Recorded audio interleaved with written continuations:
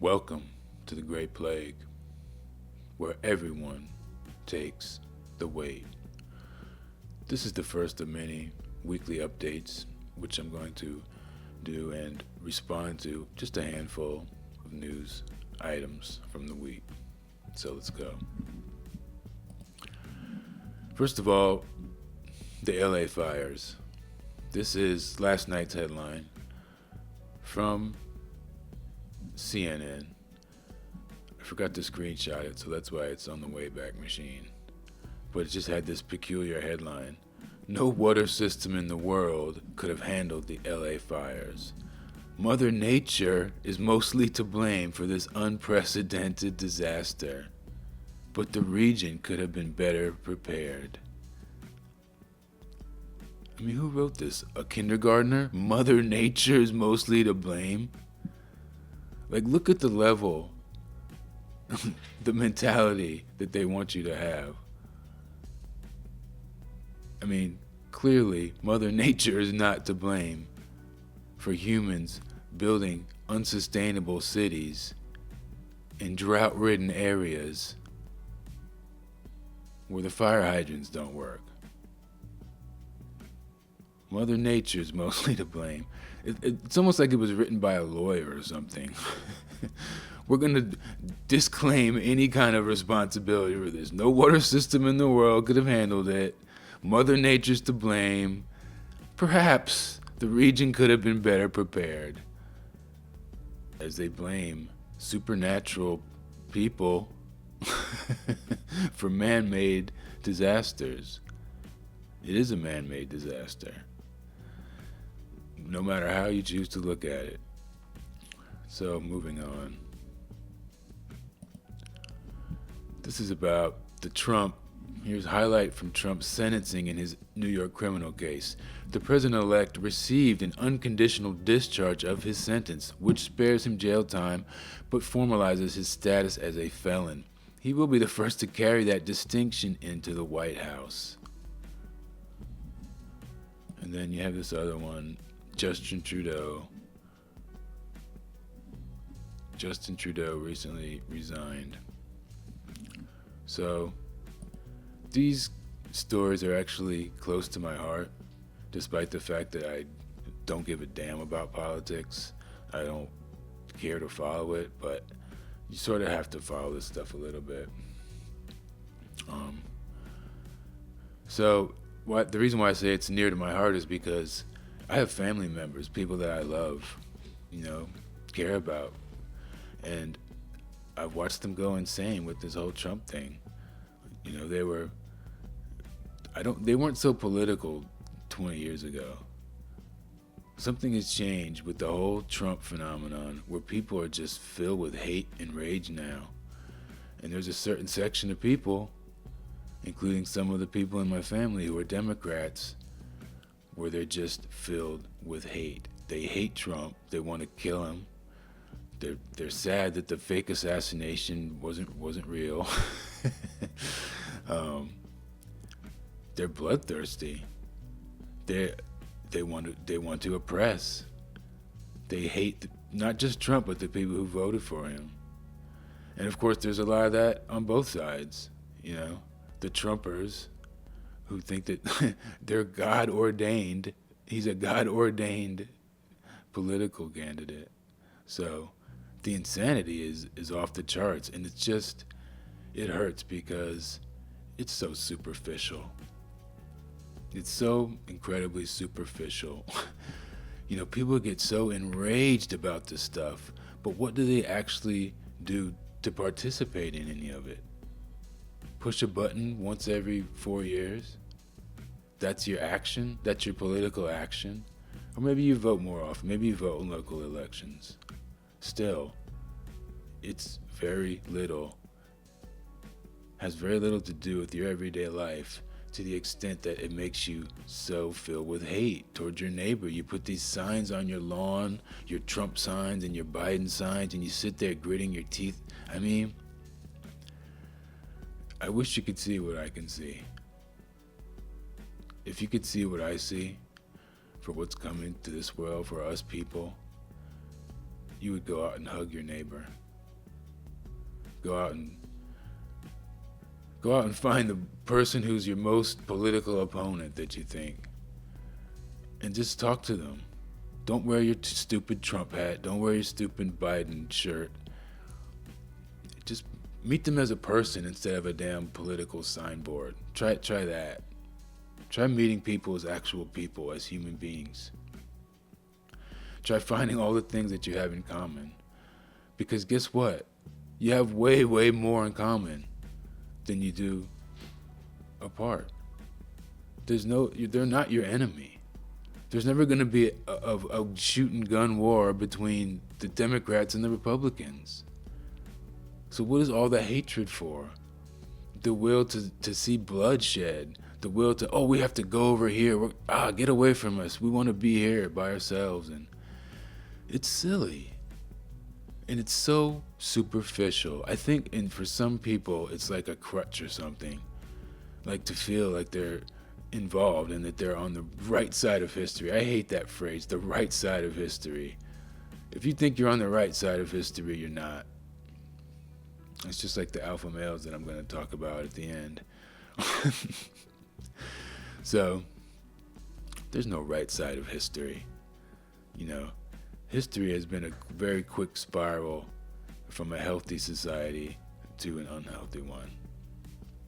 Especially the history of this country, in which we've seemingly transformed the entire planet into consumers who only value material items and status symbols.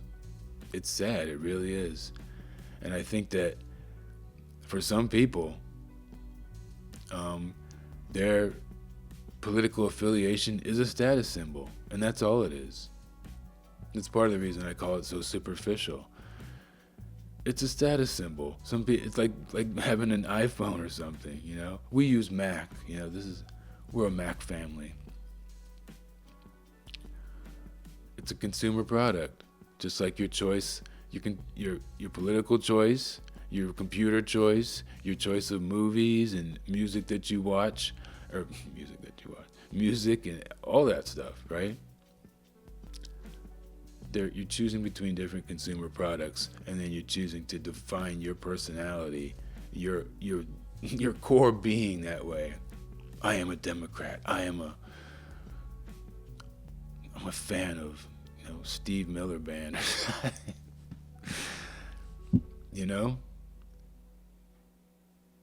When you neglect that which is closest to you, which is your neighbors and your family. Oh, that's my uncle. He doesn't vote the same way we do. We don't talk to him. It's sad. It's terribly, terribly sad the way that people allow these incredibly superficial differences to divide us. And I see it with people who are educated and they're comfortable. They have no reason to sit around hating anyone. If anything, they should be the ones out giving of themselves because they have more. Right? But instead, we have a system that encourages us to blame. Right? Just like we were blaming Mother Nature in the first article. Now we have to blame these guys. Television characters that you're never going to meet in person. And yet you're just so filled with this rage and this hate, this desire to separate. Get away from them. Get away from those people. It's bad stuff going on, man. And it's if these people could just sit down with each other, just see how much they have in common. Just talk to a person like they're a human being, instead of wearing these items that define us as this side or that side, when it's really just a status symbol. Religion, for many people, is a status symbol. Just like politics. And they're superficial. A lot of people don't. They praise the Lord and all this stuff, but they don't go out and try to feed the homeless or anything like that. Sure, they'll push a button, send some money to some fake charity, right? Some money-grubbing charity that's going to steal all the money.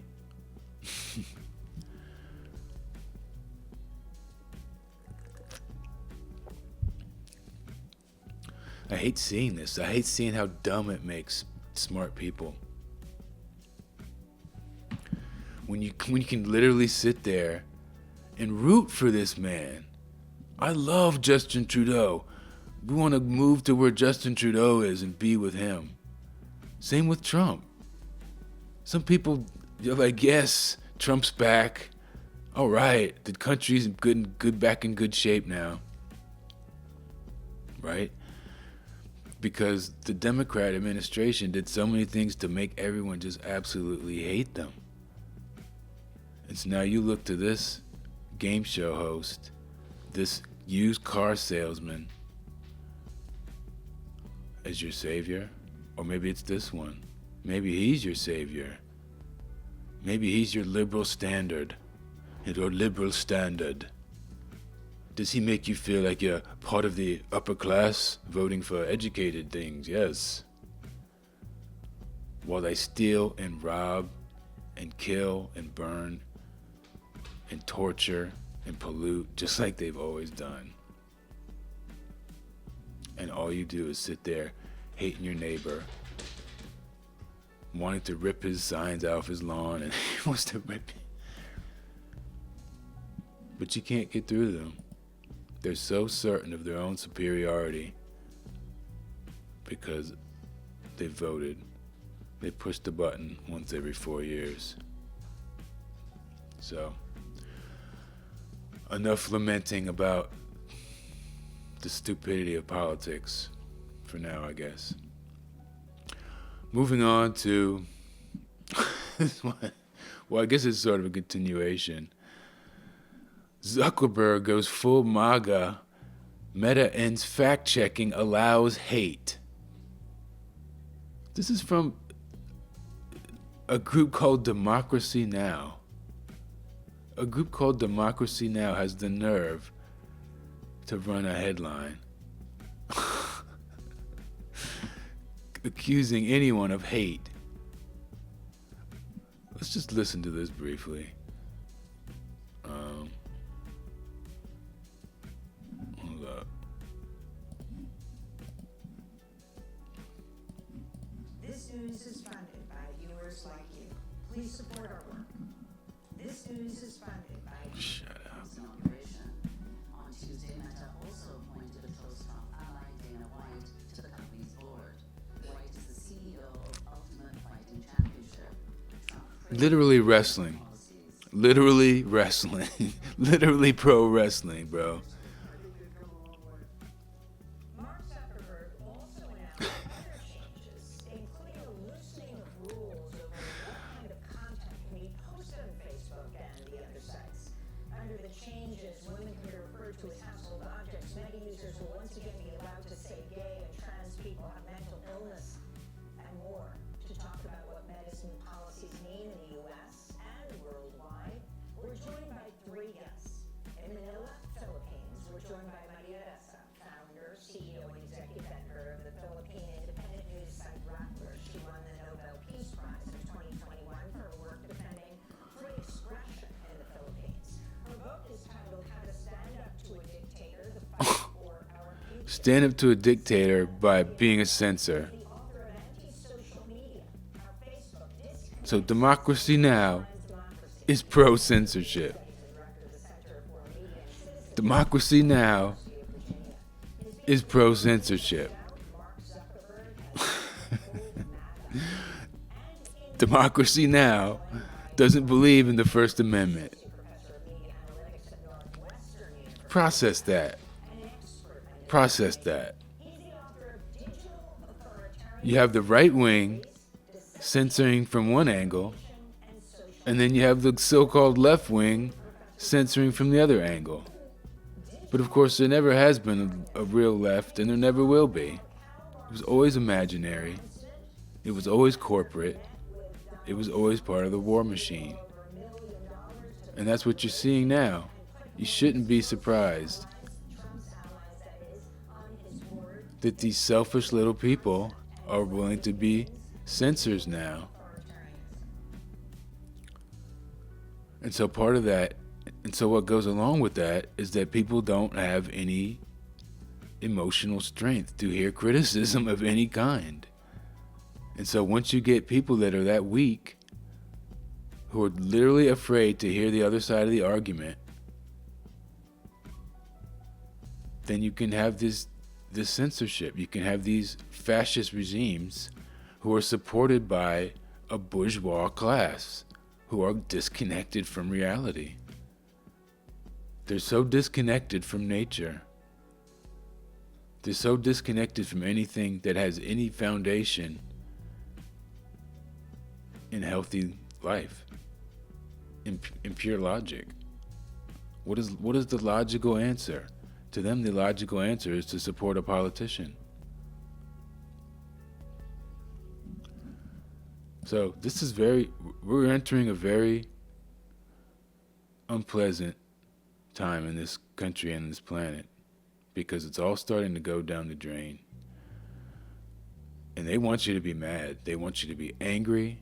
They want you to call anyone who doesn't agree with you a hate speech. Someone who doesn't agree with me, it's hate speech. And more, there really is hate speech. This full MAGA, isn't that hate speech? Isn't that hate speech when you start calling people names? Giving them labels instead of describing whatever their position is, whatever their argument is supposed to be? Full MAGA, and then you have the nerve to call anyone who disagrees with you hate speech, but you're literally calling people names. So this is all about ramping up the emotions. This is all about making these so-called left-wing Democrats filled with hate. And I see it working. It's working, man. They look down on the right. They think they're a bunch of dumb Christians who shouldn't be allowed to vote and all that. I mean, and COVID had a big part in that. Because people can't admit when they're wrong. It's easier to just get filled up with rage. It's easier to just get angry. It's easier to blame. It's easier to just say, we're going to use our power to silence anyone who's not educated enough to speak. And so I see full-grown adults reduced to children. They're mental children because of this political content.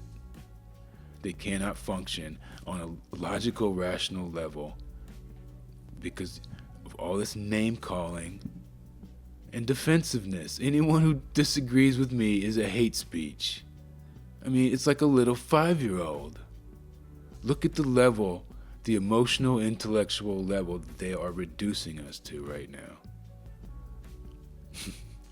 And speaking of which brings me to my final topic for today. The alpha males. So, we gotta talk about the alpha males, okay? So here's a channel, Alpha Male Supremacy 123, exposing the woke feminists. No disrespect to any gender or a group of people. Peace. So you see that? So it's the same thing we just saw with the other article. Exposing the woke feminists, you're going to call someone a name, you're going to insult them, you're going to label them, you're going to make them less than human, you're not going to discuss whatever their argument is or whatever their point they're trying to make, you're just going to call them a name, put them in a camp, put them in an alien, right? And then, no disrespect to any gender or any group, peace. You see? That's your alpha male. Copping please already when he wants to lead with an insult. So we really have to talk about it. I'm going to try and not go too long about this. But so first of all, I want to approach it from a logical perspective. What is an alpha male? Well, there's two ways to answer that. But I think if you really want to know what a so-called alpha male is, if there even is such a thing, you're going to look to nature, right?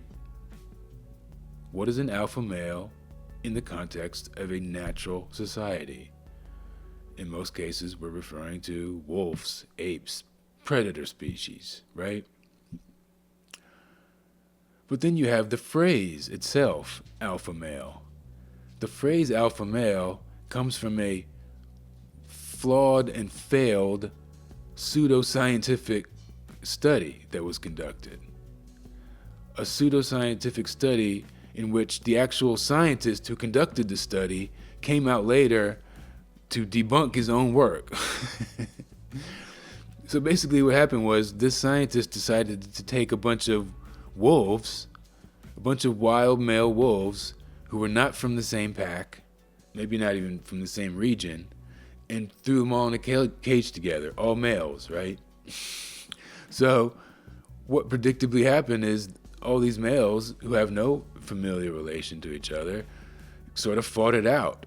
And what happened was you had a situation where the biggest, strongest male was the one who would eat first, right? So this is what he called science. It has no relation to any natural society. I mean, you're not studying nature. This is like when they tortured the beagles, right? There's no purpose to it. There's no real purpose to it other than to torture animals and to see what happens, you know? Kind of like they're doing to humanity right now. So the alpha male phrase comes from this ridiculous study, which is not in any way any kind of respectable science. So that's the first thing. The second thing is when you have a concept of what an alpha male is in a natural society, like when you look at the safari videos, you know, the lion prides, how they behave.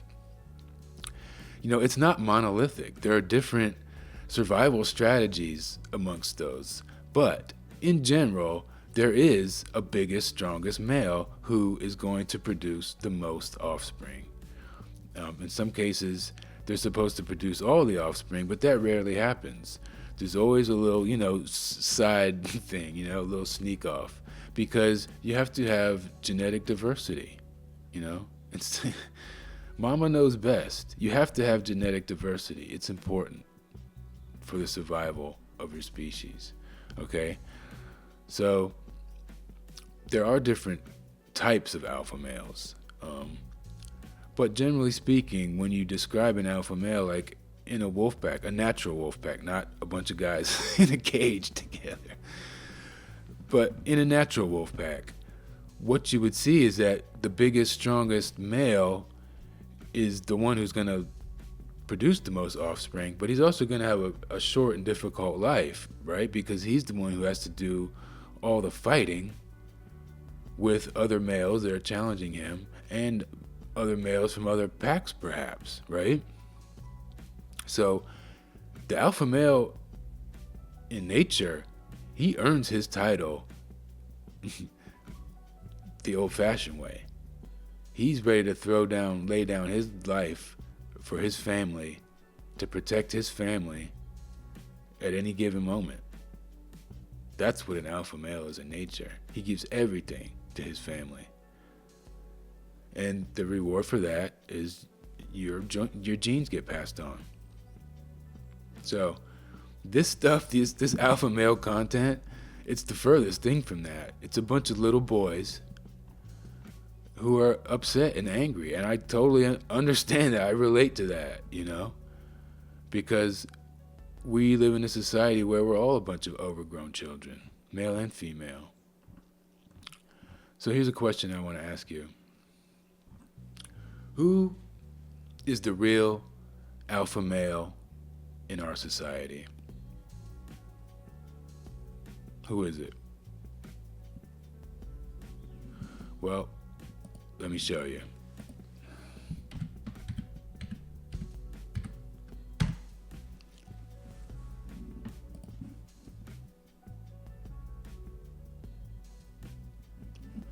This guy can buy you and sell you.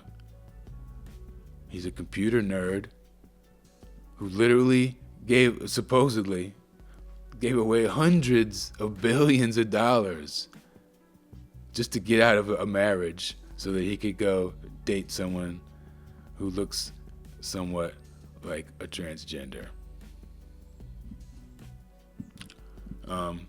That's your alpha male. You're not the alpha male because you're confident or something, confident trying to pick up women. Do you even have your own business, or do you work for someone? Again, I'm not trying to shame people who have jobs. We all have to survive. But are you really an alpha male when someone can just end your career at the drop of a dime? Make it so that you can't feed your family?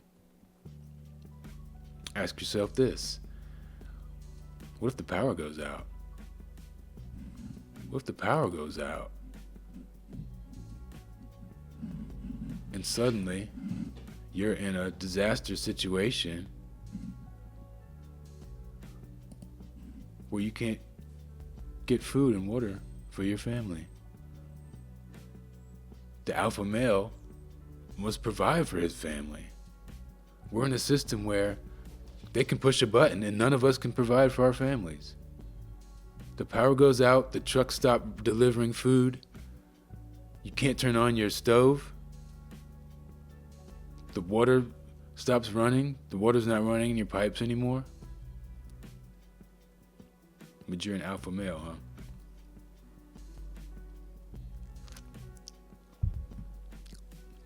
Right? So, there are no alpha males. Maybe this guy. Because he could buy and sell your whole family 100 times over. He could push a button and probably have you wiped off the face of the earth. You're more alpha than him? I don't think so. I don't think so. So, this alpha male stuff is very sad. And you know what? It just goes back to what I've been saying. You know, these alpha males and the so-called woke females, or whatever they call themselves, leftist females, they should come together. And they should sit down, and instead of having a debate, instead of having a contest of who can be more arrogant towards each other, they should have a contest of who can be more kind to one another, of who can empathize with one another's plight. Because a lot of these alpha males are very hurt deep down inside. They wanted a hug from the women that they dated, and all they got was a slap in the face. And a lot of these women are hurt because they were freaking molested. And a lot of them weren't hurt. Some of them, both the men and the women, were so privileged that their feet have never touched the ground.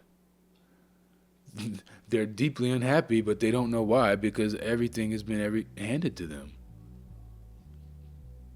Meanwhile, the planet's dying all around us. The ecosystem, that which sustains us. The air, the water, the plants, the trees, the forests. And these guys are worried about how to be alpha males so they can drive a sports car and get lots of women. I would have to think that if there are any real alpha males left, they're trying to save what's left of this planet, what's left of our families, what's left of our environment.